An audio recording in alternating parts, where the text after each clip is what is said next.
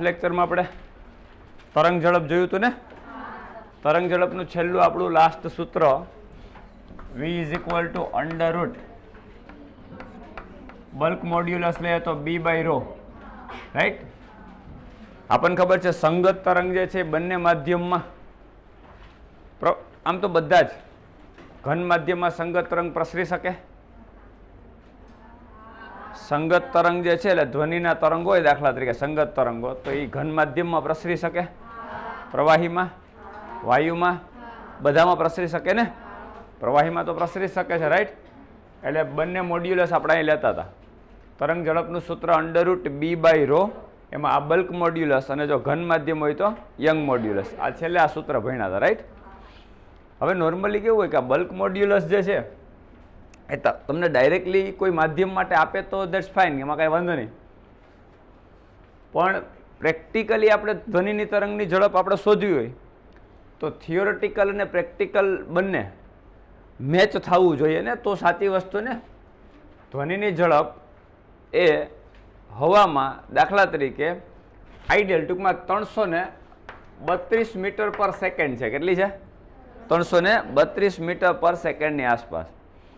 જો આની આ સૂત્રની અંદર તમે કિંમત મૂકો માધ્યમ માટે, હવા માટે, અને ગણતરી કરો તો કેટલી આવવી જોઈએ? 332 મીટર પર સેકન્ડ ને।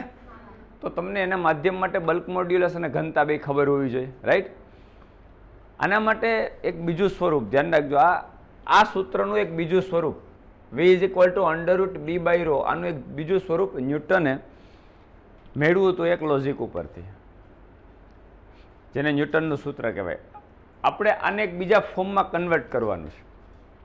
ન્યૂટને શું લોજિક આપ્યું કે ભાઈ સંઘનન ને વિઘનન જે રચાય છે, દાખલા તરીકે ધ્વનિના તરંગો જે માધ્યમમાં પ્રસરે તો આપણને ખબર છે, આપણે બધી જ વસ્તુ ભણી ગયા છે કે જ્યાં હવાના કણ માધ્યમના કણ નજીક આવી જાય અને બાજુમાં માધ્યમના કણ દૂર થઈ જાય આ સંઘનન હોય ને, અને અહીંયા શું છે?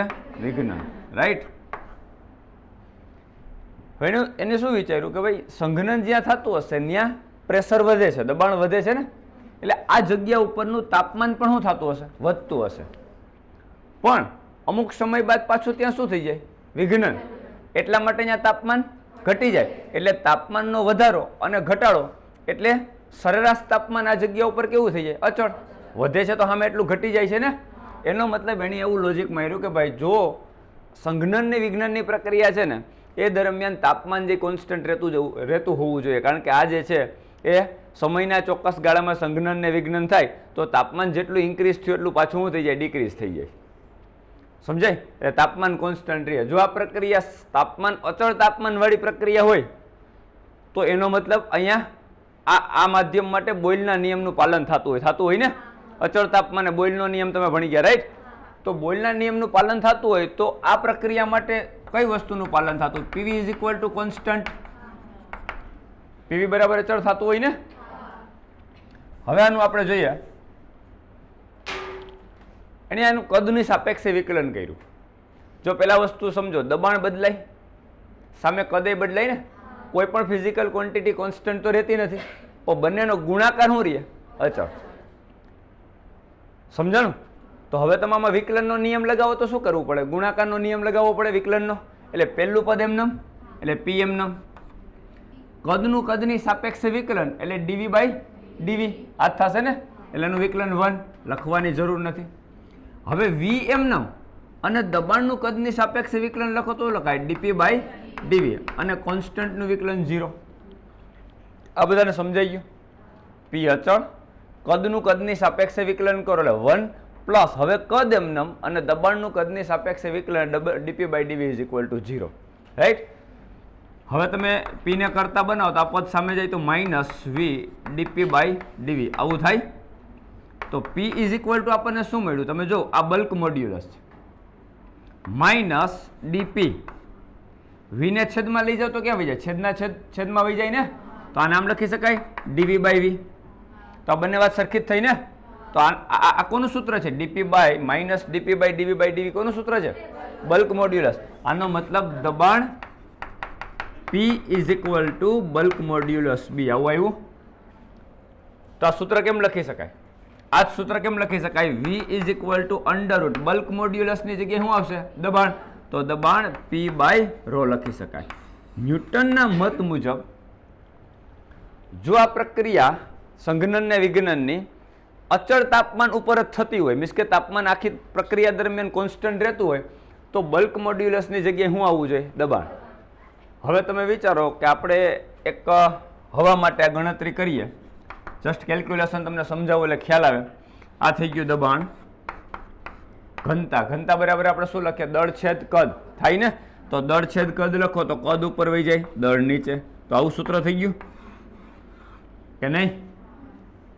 હવે બધાની વેલ્યુ મૂકીએ આપણે. V is equal to under route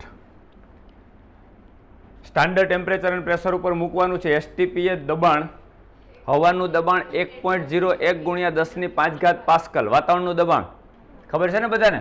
તો આ લખી શકાય 1.01 ઇન્ટુ 10⁵ પાસ્કલ. હવા માટે કદ STP એ કદ લ્યો, 1 મોલ હવાનું કદ કેટલું થશે? 22.4 લીટર, એટલે 22.4 ગુણ્યા 10⁻³ મીટર ઘન લખી શકાય ને? તો આ લીટરમાં છે, છેદમાં શું આવશે? દળ. હવે 1 મોલ હવાનું તમે દળ લ્યો એટલે કેલ્ક્યુલેશન કરો, 29 ગુણ્યા 10⁻³ કિલોગ્રામ થાય. આ બધાની ગણતરી તમે કરો ને એટલે હવા ધ્વનિની ઝડપ હવામાં 279 મીટર પર સેકન્ડ આવે, નિયર અબાઉટ. આ કેલ્ક્યુલેશન કરશો ને એટલે તમારું 279 મીટર પર સેકન્ડની આસપાસ આવશે. હવે આ વસ્તુ પ્રાયોગિક પરિણામો સાથે મેચ નથી થતી.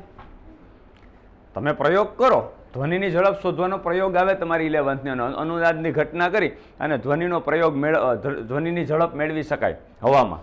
આનો પ્રયોગ આવે, આપણે પ્રયોગ કરીએ તેનું જે પરિણામ મળે ને એ કેટલું મળે છે? 332 મીટર પર સેકન્ડ. આ કેટલું મળ્યું? 279 મીટર પર સેકન્ડ મળ્યું ને? એનો મતલબ થિયોરેટિકલ ન્યૂટનનું સૂત્ર એ પ્રેક્ટિકલી ઝડપ હવામાં ધ્વનિની ઝડપ સાથે મેચ થતું નથી. એટલે સંગત તરંગની ઝડપનું સૂત્ર અંડર રૂટ P બાય ρ માં કંઈક ખામી છે. આનો મતલબ છે કે આ સૂત્રમાં કંઈક ખામી છે ને? તો વિચારો આ સૂત્ર ક્યાં લોજિક ઉપરથી ન્યૂટને આપ્યું હતું? કે સંઘનન ને વિઘ્નનની પ્રક્રિયા દરમિયાન તાપમાન શું રહે છે? કોન્સ્ટન્ટ રહે છે, એટલા માટે સૂત્ર આવ્યું ને. હે? તો લાપ્લાસ નામના વૈજ્ઞાનિકે આના સૂત્રમાં સુધારો કર્યો. કોણીએ? લાપ્લાસ. એને લાપ્લાસનો સુધારો કહેવાય. લાપ્લાસનો સુધારો. હવે એને શું સુધારો કર્યો સમજો. એને એવું વિચાર્યું કે ખરેખર ન્યૂટને જે લોજિક આપ્યું છે સંઘનનની પ્રક્રિયા દરમિયાન અહીંયા તાપમાન કોન્સ્ટન્ટ એ શું હતું? કે ભાઈ સંઘનન દરમિયાન તાપમાન વધતું હતું તો અમુક સમય બાદ ત્યાં શું થઈ જતું હતું? વિઘ્નન. વિઘ્નન આવે ને એટલે તો વિક્ષોભ આગળ વધે છે. વારાફરતી સંઘનન અને વિઘ્નન થાય એટલે. તો સંઘનન થયું પછી વિઘ્નન થાય ત્યારે તાપમાન ઘટી જતું હતું. એટલે સરેરાશ તાપમાન આ જગ્યાનું કેવું રહેતું હતું? કોન્સ્ટન્ટ. એટલે અચળ તાપમાન થાય હતું. વાસ્તવમાં કેવું થાય? અત્યારે હું બોલું છું તો તમારા સુધી અવાજ પહોંચે છે તો કેટલી ઝડપી પ્રક્રિયા હશે વિચારો. જબરદસ્ત ઝડપી પ્રક્રિયા હશે ને? સંઘનન વિઘ્નન થવાની પ્રક્રિયા ઝડપથી, તો જ વિક્ષોભ એટલો માધ્યમમાં ઝડપથી આગળ વધતો હોય, રાઈટ? તો આ સંઘનન થયું, તાપમાન વધ્યું. હવે વિઘ્નન થશે એટલે તાપમાન ઘટશે. તો તાપમાન ઘટવા માટે ટાઈમ જોઈએ. તાપમાનનો ઘટાડો થવા માટે ટાઈમ જોઈએ ને? હજી તાપમાન ઘટશે ને તા તો પાછું અહીંયા સંઘનન થઈ ગયું. એટલે તાપમાનને ઘટવા જ નહીં દે. ઘટશે તો કોન્સ્ટન્ટ રહેશે ને. તાપમાન જેટલું વધશે એટલું સામું ઘટવું જોઈએ તો કોન્સ્ટન્ટ રહે ને. પણ તાપમાન દાખલા તરીકે 25 ડિગ્રી ટેમ્પરેચર છે, એમાંથી આપણે 26 ડિગ્રી થાય તો એના માટે કંઈક ટાઈમ લે કે ના લે? કે ઝીરો સમયમાં થઈ જાય? થાય ને, કંઈક ટાઈમ લે ને. તો સંઘનનમાંથી વિઘ્નન થયું એ દરમિયાન તાપમાન ઘટવું જોઈતું હતું. તાપમાનનો ઘટાડો થાય એ પહેલા તો એ સંઘનન આવી ગયું. એટલી સ્પીડ પ્રક્રિયા છે. એનો મતલબ અહીંયા તાપમાન વધ્યું, ઘટવાનો ટાઈમ ના આવ્યો તો ત્યાં સુધીમાં વધી ગયું હોય પાછું તાપમાન. એટલે કન્ટિન્યુ સંઘનનનું તાપમાન શું થતું જાય? સરેરાશ રીતે વધતું જાય ને વિઘ્નનનું તાપમાન કન્ટિન્યુ રીતે સરેરાશ રીતે ઘટતું જાય. સમજાય છે કે નહીં? એટલે કોઈ એક જગ્યા ઉપર તાપમાન કોન્સ્ટન્ટ રહેતું નથી. એટલે જે ન્યૂટને લોજિક આપ્યું હતું એમાં કંઈક એરર હોવી જોઈએ, નહીતર આ સૂત્ર સાચું હોય. રાઈટ? તો લાપ્લાસે જો સુધારો કર્યો ને એને તો ખાલી રેડી સૂત્ર લેવાનું હતું, ખાલી એના લોજિક બદલવાનું હતું. તો એને કીધું કે આ પ્રક્રિયા સમોષ્મી હોવી જોઈએ. કેવી હોવી જોઈએ? સમોષ્મી હશે. એટલે એની આ સૂત્રમાં ફેરફાર કરી અને પીવી ઇઝ ઇક્વલ ટુ કોન્સ્ટન્ટને બદલે P V raise to gamma is equal to, અત્યારે તમે થર્મોડાયનેમિક્સમાં ભણી ગયા હોય કે સમોષ્મી પ્રક્રિયામાં કઈ શરતનું પાલન થતું હોય? P V is equal to constant નહીં, પણ P V raise to gamma is equal to constant. ભણી ગયા ને તમે? ઓકે. તો હવે આ સૂત્રને આપણે આગળ વધારીએ તો આમાં સેમ પ્રક્રિયા કરવાની છે. લાપ્લાસે જે સુધારો કર્યો તો એ આ જ વસ્તુ છે કે PV race to gamma is equal to constant. હવે તમે જોવો જોઈએ પી ને એમને અહીંયા કદનું વિકલન કરતા હતા એટલે જવાબ 1 આવતો હતો, પણ અહીંયા કદની ઉપર શું છે?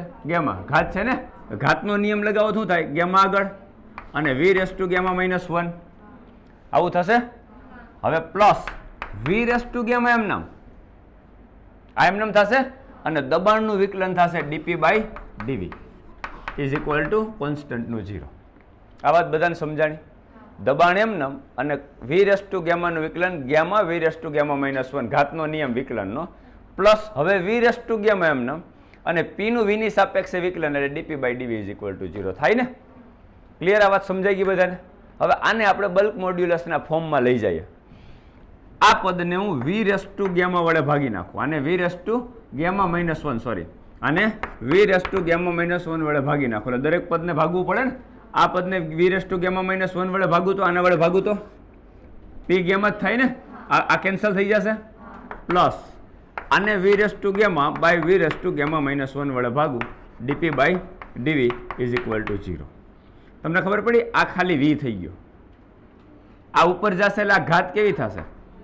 આ ઘાત માઇનસ થશે એટલે ગામા ગામા કેન્સલ ને આગળ માઇનસ હોય તો માઇનસ માઇનસ પ્લસ એટલે વી ની કેટલી ઘાત થઈ ગઈ? 1. એનો મતલબ વી થઈ ગયો ને, એટલે આ પદનો જવાબ આવી ગયો વી. એટલે પી ગામા પ્લસ આનો જવાબ v dp by ડીવી is equal to 0. Finally p gamma is equal to આ સામે જાય તો માઇનસ એટલે માઇનસ, જો આને વી ને છેદમાં લઈ જાઓ, વી ને છેદમાં લઈ જાઓ તો ડીવી બાય વી થઈ જાય. તો શું થઈ ગયું finally? D P by D V by V. આમ લખી શકાય કે નહીં? તો આવું છે બલ્ક મોડ્યુલસ ને, તો p gamma is equal to bulk modulus B. ન્યૂટનને જે બલ્ક મોડ્યુલસ બરાબર દબાણ આવતું હતું એ જ લાપ્લાસને બલ્ક મોડ્યુલસ બરાબર શું આવે? દબાણ તો આવે છે, ગુણાકારમાં શું આવે? ગામા આવે. રાઈટ? આનો મતલબ એનું સૂત્ર આવું થઈ જાય. બલ્ક મોડ્યુલસ ની જગ્યાએ પી ને બદલે શું લખવાનું થાય? પી ગામા લખવાનું થાય ને. તો આપણે ઓલરેડી આનું કેલ્ક્યુલેશન તો કરી નાખ્યું છે, અંડરરૂટ પી બાય રો નું આનું કેલ્ક્યુલેશન તો કરી નાખ્યું છે ને આપણે. કેટલો જવાબ આવ્યો હતો આપણે?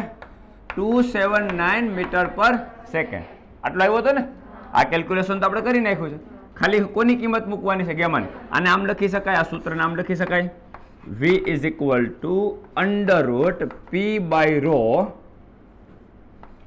Route gamma. આ ગામા રૂટમાં છે ને, એને મેં 12 રૂટમાં લખી નાખ્યું. તો આ શું? અંડરરૂટ પી બાય રો એનું કેલ્ક્યુલેશન તો હમણાં આપણે કર્યું જ છે. કેટલું? 279 મીટર પર સેકન્ડ. તો તમારે ગુણાકારમાં ખાલી શું મૂકવાનું છે? અંડરરૂટ ગામા ને. તો ગામાની કિંમત જે છે એ આપણે મૂકી દઈએ.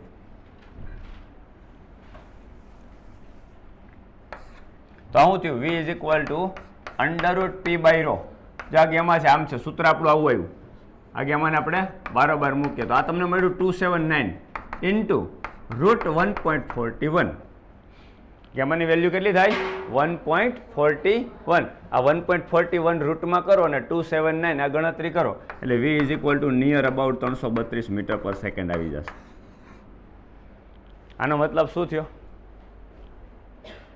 કે પ્રાયોગિક કિંમત 332 મીટર પર સેકન્ડ સાથે આ વાસ્તવિકતા આ મેચ થયું ને આ સૂત્ર. એનો મતલબ લાપ્લાસે કરેલું સૂત્રમાં સુધારો એ સાચી વાત છે. એટલે કયું લોજિક ખોટું ગણાય? ન્યૂટને જે વાત કરી કે પ્રક્રિયા સંઘનન અને વિઘ્નનની કેવી હોય? સમતાપી. એ વાત ખોટી સાબિત થઈ અને સમોષ્મી પ્રક્રિયા સાચું થયું. એટલે આપણે એક્ઝામમાં જે ક્વેશ્ચન પૂછાય એ તો ન્યૂટનના સૂત્રના અનુસંધાનમાં પૂછાય. જ્ઞાન આધારિત પ્રશ્ન પૂછાતા હોય તો તમને એના અનુસંધાનમાં પૂછાય કે ન્યૂટનના મતે સંજ્ઞાન અને વિજ્ઞાનની પ્રક્રિયા ખાલી જગ્યા છે, સમતાપી, સમોષ્મી, તો ગમે એ પૂછે ને, ભલે ને સૂત્ર ખોટું હોય. સમજાણી વાત કે નહીં? તો તમને વાસ્તવિકતા, તમે કે સૂત્ર મૂકો કેલ્ક્યુલેશનમાં તો તમારું સૂત્ર √p/ρ ખોટું પડે. MCQ ક્યાંય પૂછાય છે અને આપણે કેલ્ક્યુલેશન કરવાનું છે તો √ શું આવશે? √p⁻ρ થશે, રાઈટ? અને એનું કેલ્ક્યુલેશન કરો તો તમારું 332 મીટર પર સેકન્ડ મળે. ક્લિયર? આટલી ધ્વનિ ઝડપની અંદર વાત કરવાની આપણી બાકી હતી. કઈ બે વસ્તુ સમજવાની હતી? કે ધ્વનિ ઝડપનું સૂત્ર b/ρ નું બીજું સ્વરૂપ તમે લ્યો તો √ શું આવે? p⁻ρ, લાપ્લાસના સુધારા મુજબ.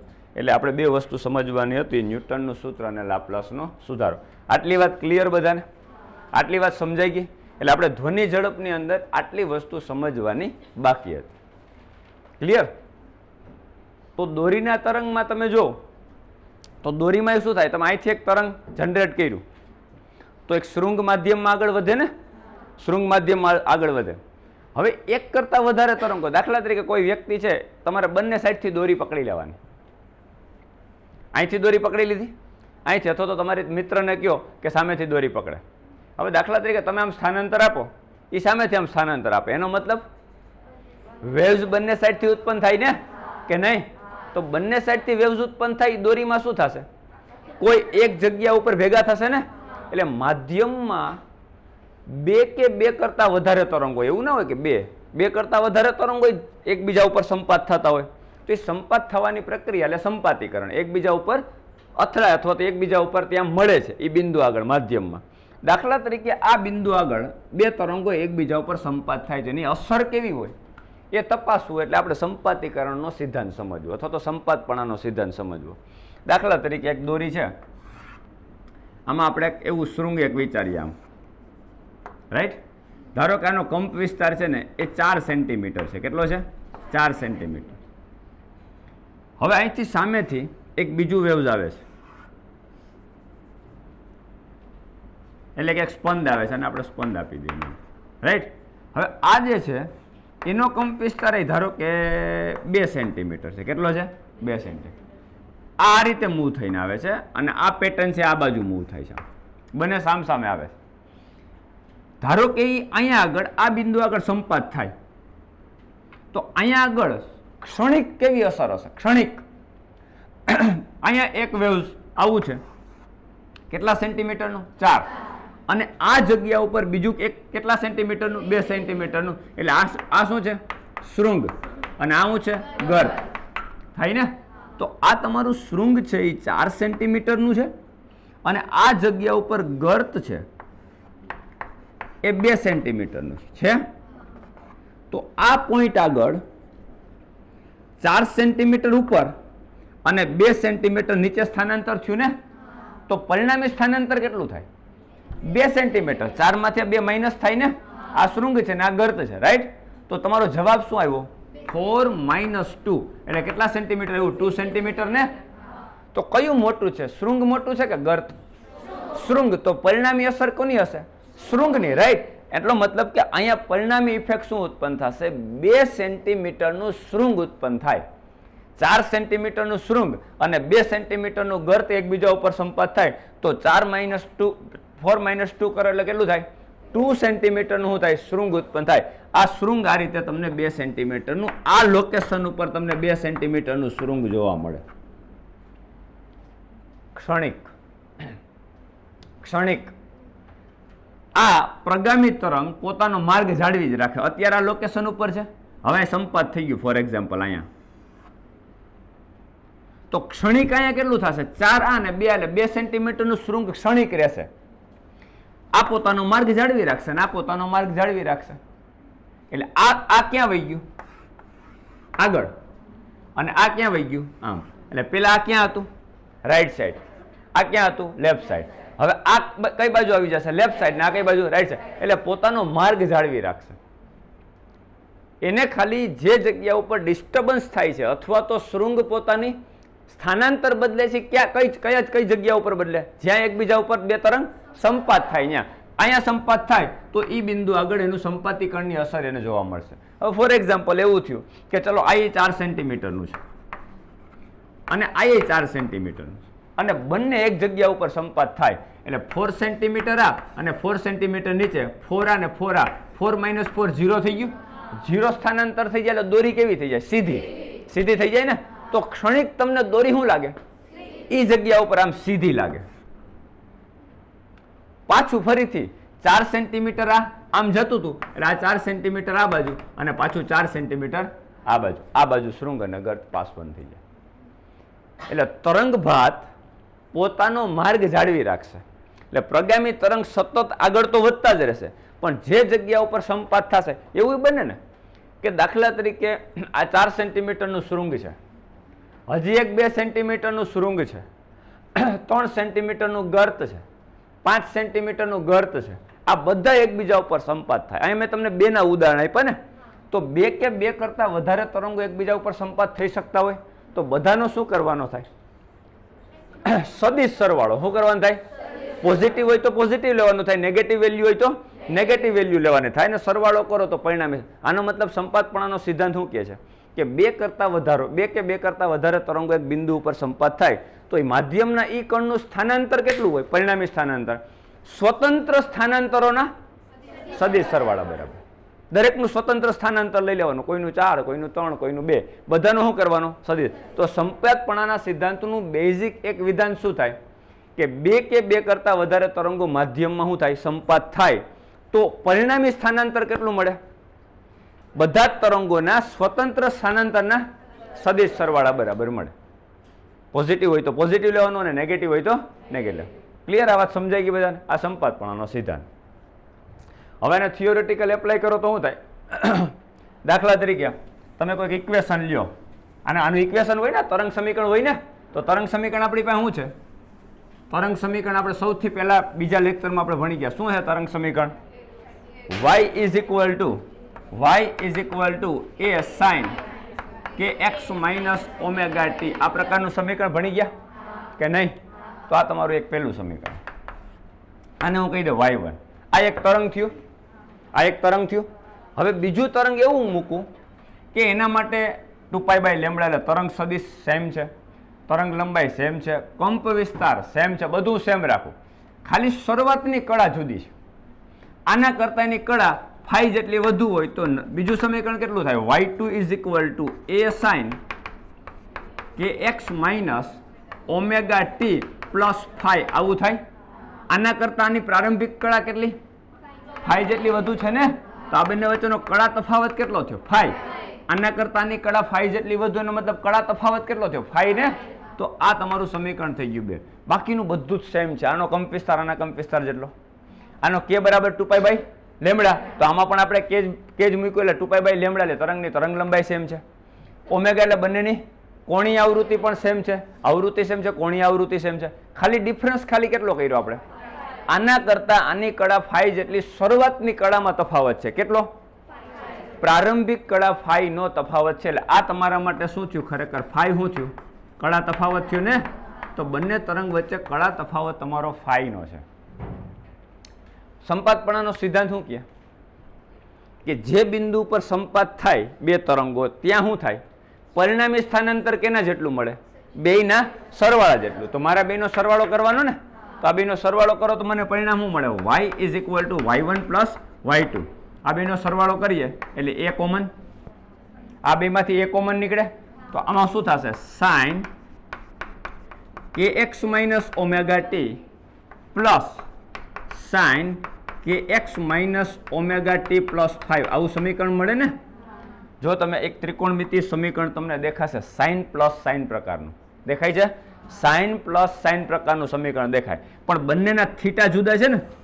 આનો થીટા આને હું કહી દઉં આલ્ફા અને આનો થીટા આના માટે હું કહી દઉં બીટા. તો આ કેવા પ્રકારનું સમીકરણ થયું? sin alpha plus sin beta થાય. તો આ સમીકરણ તમને ખ્યાલ હોવો જોઈએ. જો ના ખબર હોય તો તમારી સામે મૂક દો.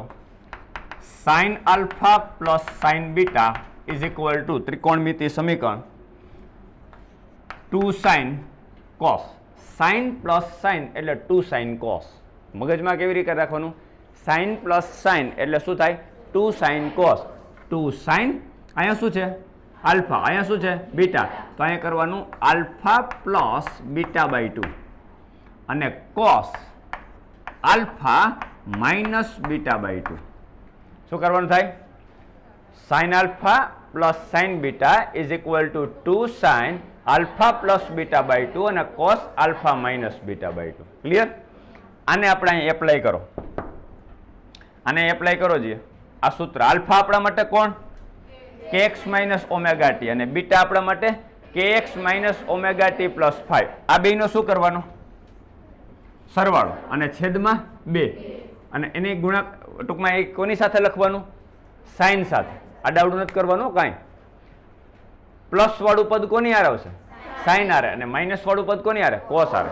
ધ્યાન રાખજો, નહીતર બદલાઈ જશે સમીકરણ. તો આ સમીકરણ કેવું થયું? y is equal two 2a. અહીંયા 2 છે ને અને અહીંયા શું છે? a. એટલે લખી નાખ્યું. હવે મારે ખાલી શું લખવાનું બાકી રહ્યું? Sine alpha plus beta by 2 અને કોસ આલ્ફા માઇનસ બીટા. ચલો, sine alpha plus beta means આ બેનો સરવાળો ને, તો kx પ્લસ kx 2kx એટલે અહીં લખું 2kx પછી minus omega T minus 2 omega T બેનો સરવાળો કરવાનો ને અને પ્લસ 5 બાય 2 આમ લખાય. અને હવે બેની બાદ બાકી kx minus omega T kx minus omega T. આ બે બાદ કરો તો kx ઉડી જાય. પાછા માઇનસ કર્યું એટલે માઇનસ માઇનસ પ્લસ થયું હોય ને અહીંયા માઇનસ હોય એટલે ઓમેગા ટી ઉડી જાય. અને અહીંયા માઇનસ કર્યું એટલે આ શું આવે? ખાલી 5 આવે ને. તો તમારો જવાબ આવ્યો cos 5 પણ છેદમાં શું આવે? 2 આવે એટલે cos 5 બાય 2 પણ માઇનસ 5 બાય 2 પણ cos minus 5 by 2 is equal to cos 5 by 2. આપણે ભણી ગયા ને cos minus theta is equal to cos theta. આ ભણી ગયા. તો cos માઇનસ 5 બાય 2 બરાબર આમ લખી શકાય cos 5 બાય 2. લખાય કે નહીં? અહીંયા શું થયું? બેની બાદ બાકી કરો શું થાય? kx કેન્સલ થઈ જાય. આ આખા પદમાંથી માઇનસ કરો એટલે minus minus plus omega T અને માઇનસ ઓમેગા ટી કેન્સલ થઈ જાય. હવે અહીંયા માઇનસ હોય એટલે માઇનસ આને લાગુ પડે તો માઇનસ 5 બાય 2 થઈ ગયું. તો જવાબ શું આવ્યો? cos minus 5 by 2. પણ cos માઇનસ થીટા બરાબર cos થીટા લખાય. તો જવાબ શું આવ્યો? cos 5 બાય 2 લખાય. એટલે સીધે સીધું અહીં લખી નાખું cos 5 બાય 2. હજાને સારી રીતે લખવાનો પ્રયત્ન કરીએ આપણે. y is equal two 2a. સમયવાળું પદ આખું છે, આ સમયવાળું પદ છે ને એને પાછળ લખ નાખો. cos 5 બાય 2 ને આગળ લખ નાખો એટલે 2 cos 5 બાય 2. ચલો, આ આખા પદમાંથી જો સમજો, આમાંથી આ બે પદમાંથી હું 2 કોમન કાઢી શકું કે નહીં? હવે આના છેદમાં 2 છે તો 2 કેન્સલ થઈ જાય. તો ખાલી કયું પદ થાય? kx માઇનસ ઓમેગા ટી થાય ને. આમ લખી શકાય કે નહીં? a plus b by 2.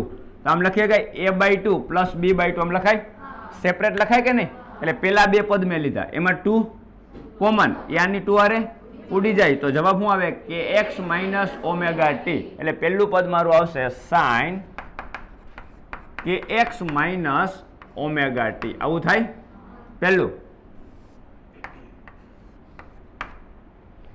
Sign kx minus omega T થશે ને. અને પછી પ્લસ 5 બાય 2 એટલે પ્લસ 5 બાય 2. આવું સમીકરણ આવ્યું.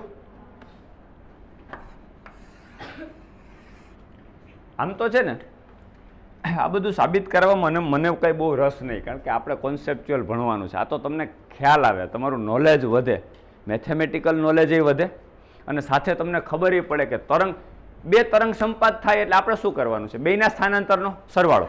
એટલે તમને પહેલાં તો આ બે સ્થાનાંતરનો સરવાળો કરતા ફાવે. તમને એક નવું સમીકરણ જાણવા મળે કે સાઇન પ્લસ સાઇન બરાબર શું થાય? 2 sine cos alpha plus beta by 2 alpha minus beta by 2. Ready? આનું તમે પ્રૂવ કર્યું એટલે તમને આ સમીકરણ મળ્યું કે નહીં? તો આ કયું સમીકરણ, આ કયું તરંગ કહેવાય? પરિણામી. બે તરંગો એકબીજા ઉપર સંપાત થયેલું પરિણામી તરંગ કહેવાય ને, પરિણામી અસર કહેવાય ને બંનેની. તો બંનેની પરિણામી અસરનું સમીકરણ તમને જો આવું કંઈક મળ્યું. નોર્મલી આપણે કોઈ પણ સમીકરણ લખીએ ને તરંગનું, તો આમાં શું હોય? આ તરંગ ઇન્ડિવિજ્યુઅલ તરંગ લ્યો, આગળ શું હોય? સમયના વિધેય વાળું જે પદ છે આ સાઇન હોય કે કોસ હોય, કોસ વિધેય અનુસાર બદલાતું હોય તો કોસ હોય, પણ સમય વાળું જે પદ છે આ સમયના વિધેય વાળું એની આગળ હોય શું હોય? કંપ વિસ્તાર હોય ને, સમજાય છે કે નહીં? તો આનો કંપ વિસ્તાર કેટલો કહેવાય?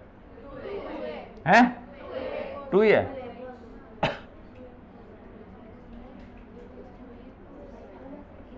આનો કંપ વિસ્તાર શું થશે? a 2a.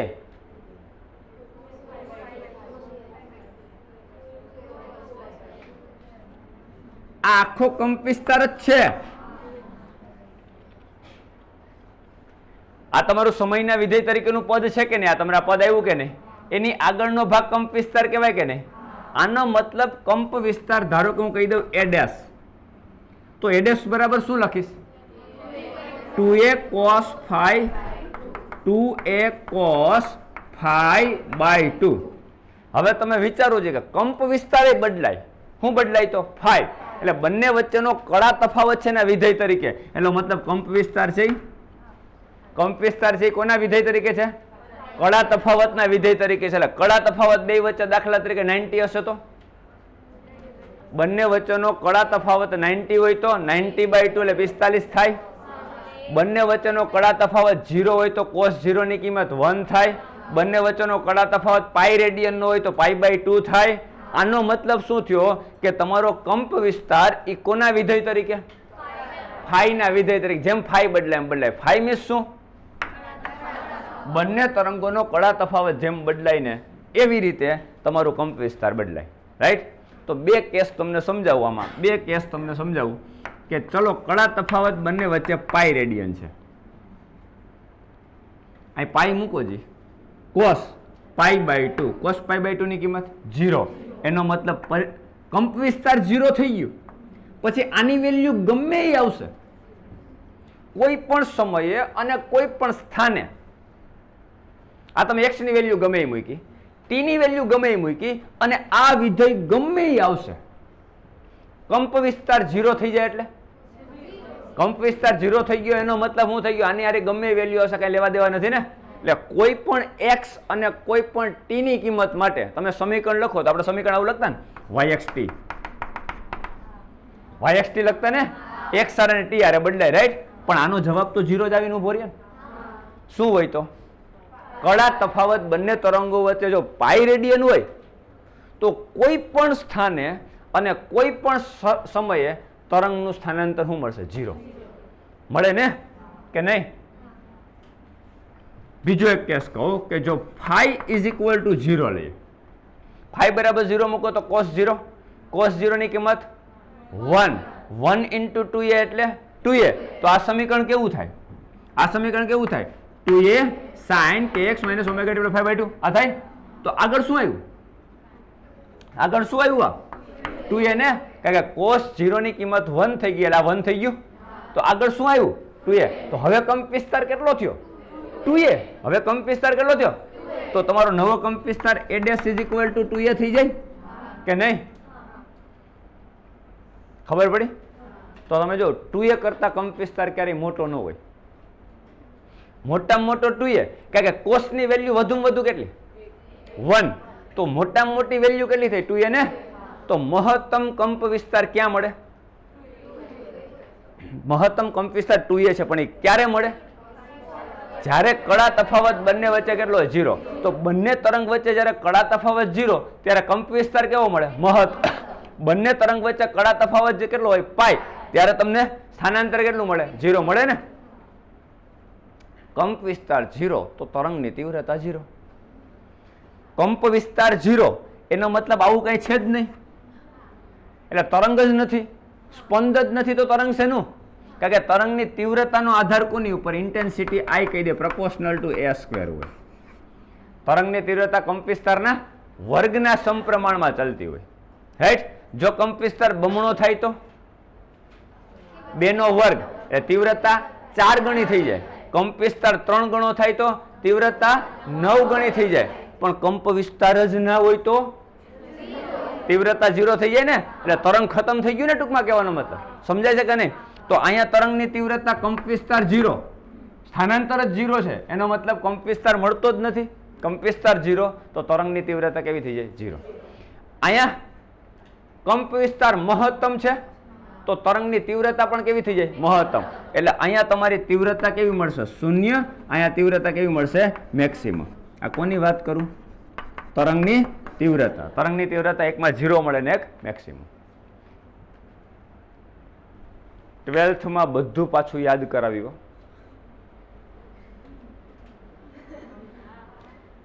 12th માં આ બધું પાછું યાદ કરાવી અને એમ કહી દઈશ કે આપણે આ ભણી ગયા એટલે આગળ કન્ટિન્યુ. હો 12th ની અંદર એમ બોલી જઈશ કે આપણે આ સંપાતપણાનો સિદ્ધાંત ભણી ગયા, આવું કંઈક ભણી ગયા એટલે આપણે કન્ટિન્યુ કરશું. તરંગની તીવ્રતા 0 મળે અને તરંગની તીવ્રતા મહત્તમ મળે, આને ક્યાં વ્યતિકરણ કહેવાય બેન? હા, આને વિનાશક વ્યતિકરણ કહેવાય અને આને સહાયક. જો બે તરંગો એકબીજા ઉપર સંપાત થાય ને અને જે ઇફેક્ટ ઉત્પન્ન થાય ને એને વ્યતિકરણની ઘટના કહેવાય. શું કહેવાય? બે તરંગોનું શું થયું કહેવાય?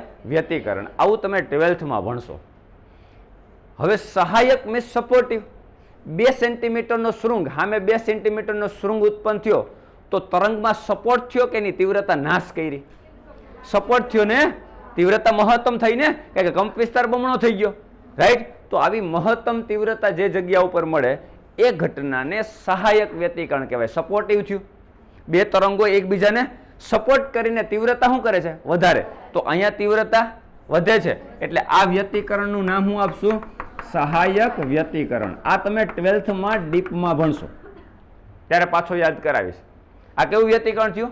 સહાયક. જ્યાં તીવ્રતા 0 થઈ ગયો એનો મતલબ બે તરંગની અસર નાશ થઈ ગઈ. મેં હમણાં જ તમને કીધું કે 2 સેન્ટીમીટરનું શૃંગ ને 2 સેન્ટીમીટરનું ગર્ત, દોરી સીધી થઈ જાય, સ્થાનાંતર 0 થઈ જાય તો ત્યાં તરંગ શું થઈ ગયું? ખતમ થઈ ગયું ને એ જગ્યા ઉપર ક્ષણિક. સમજાય છે? તો એને કેવું વ્યતિકરણ કહેવાય? વિનાશક વ્યતિકરણ, કે નાશ થઈ ગયો એટલે અહીંયા વિનાશક વ્યતિકરણ કહેવાય.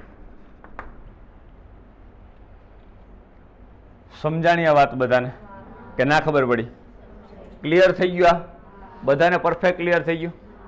તમને આ ટોપિકમાં તમારું મેથેમેટિકલ ઇક્વેશન એક મહત્વનું જે યુઝ થયું કયું? Sign alpha plus sine beta. Clear? આ વસ્તુ હવે તમારી સામે જેવા ઇક્વેશન આવે ને એ બધા પછી ભૂલાવાના છે. હવે આનો યુઝ, આ ઇક્વેશનનો યુઝ એવું બને કે 2 લેક્ચર પછી પાછો આવી જાય અને એવું બને કે કોઈ દાખલામાં એનો યુઝ ડાયરેક્ટલી ના થતો હોય તો એ કદાચ 10-15 લેક્ચર પછી આવે અને કદાચ ના આવે તો 12th માં આવે. તો આપણને આ ઇક્વેશનનો યુઝ વારંવાર ના આવતો હોય એટલે આપણે આને વ્યવસ્થિત રીતે આપણે જે જગ્યા ઉપર ટેક્સ્ટ બુકમાં આ ટોપિક હોય ત્યાં લખી નાખવાનો. વાંચવામાં આવે ત્યારે તો આવશે ને હાથમાં. જ્યારે તમે રિવાઇઝ કરશો થિયરી ત્યારે તો આવશે ને. એટલે તમે જ્યારે થિયરી આ રિવાઇઝ કરો ને એટલે તમને આ ફોર્મ્યુલા ત્યાં લખેલી હોવી જ જોઈએ તો જ તમને ખબર પડશે કે આ ઇક્વેશન કેમ આવ્યું. આ ઇક્વેશન કેમ આવ્યું કેમ ખબર પડશે? જ્યારે તમને ત્રિકોણમિતિ આ સૂત્ર ખબર હશે તો ને, તો આપણી જે જગ્યા ઉપર આ થિયરી લખ્યું હોય ત્યાં સૂત્ર લખેલું જ હોવું જોઈએ. ટેક્સ્ટબુક વાળા લખે કે ના લખે, આપણે એ સૂત્ર લખી નાખ. બરાબર? Sine alpha plus sine beta is equal to 2 sine cos. 2 sine cos. Sine આરે પ્લસ વાળું પદ આવશે અને કોસ આરે માઇનસ વાળું. Alpha plus beta by 2 and alpha minus beta by 2. Clear? આ સમજાઈ ગયું બધાને? તો હું ભણે આપણે સંપાતપણાના સિદ્ધાંતની મદદથી કઈ બે ઘટના? સહાયક વ્યતિકરણ અને વિનાશક વ્યતિકરણ. આનું આપણે વધારે 12th ની અંદર તરંગ પ્રકાશ શાસ્ત્ર ચેપ્ટરની અંદર વધારે ડીપમાં ભણશું. પણ આ તો તમને ખ્યાલ આવે કે સંપાતપણાના સિદ્ધાંતની અંદર કેવી. તો હવે તમે કંપ વિસ્તાર ફિક્સ કહેશો કે બદલતો? હા, હવે કંપ વિસ્તારે બદલે. શું બદલાય? તો બદલાય બે તરંગ વચ્ચેનો કડા તફાવત જેવો હશે એ પ્રમાણે તમારો કંપ વિસ્તાર ચેન્જ થશે. એટલે મેં તમને 2 એક્ઝામ્પલ આપ્યા. હવે એવું જ ન હોય કે 0 અને મહત્તમ જ થાય. તમારો કડા તફાવત જે છે એ 90 ડિગ્રી હોય તો 90/2 એટલે 45 થયો. cos 45 ની કિંમત કેટલી? 1/√2. તો 2a √2 થયું ને. તો √2 કેન્સલ, તો ઉપર √2a થાય. તો કંપ વિસ્તાર તમારો કેવો થયો? √2a થયો ને. તો ગમે એ હોઈ શકે પણ જ્યાં 0 થાય અને જ્યાં તીવ્રતા મહત્તમ થાય એ બે ઘટના મહત્વની એને શું કહેવાય? સહાયક અને વિનાશક. એકમાં તરંગનો નાશ થઈ જાય છે, કમ્પ્લીટ તરંગ જતું રહે છે, તીવ્રતા 0 થઈ જાય એટલે એને વિનાશક વ્યતિકરણ કહે. એકમાં તીવ્રતા શું થાય? સપોર્ટિવ કરીને કંપવિસ્તાર શું કરી દે? મહત્તમ, એટલે એને આપણે શું કહીએ? સહાયક વ્યતિકરણ. એટલે એવું ન હોય કે સહાયક અને વિનાશક વ્યતિકરણ જ રચાય ને કંપવિસ્તાર 0 ને મહત્તમ જ મળે. વચ્ચે કંઈક મળે ને. કોની ઉપર ડિપેન્ડ? કોની ઉપર ડિપેન્ડ? કળા તફાવત.